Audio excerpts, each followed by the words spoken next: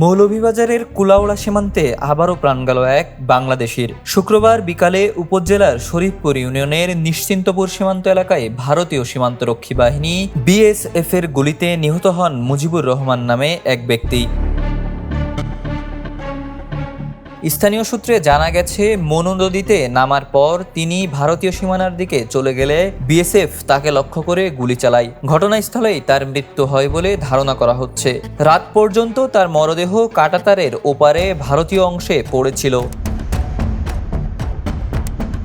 কুলাউড়া থানার ওসি জহিরুল ইসলাম মুন্না ঘটনার সত্যতা নিশ্চিত করেছেন। অন্যদিকে বিজিবি জানিয়েছে, বিএসএফ এর সঙ্গে পতাকা বৈঠকের মাধ্যমে মরদেহ ফেরত আনা এবং ঘটনার প্রতিবাদ জানানোর প্রক্রিয়া চলছে।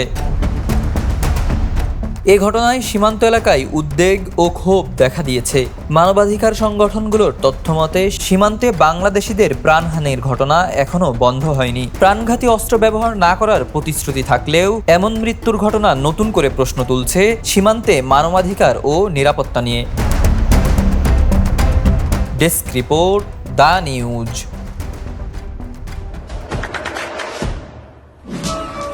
দেশে দেশে সবার সাথে দ্য নিউজ।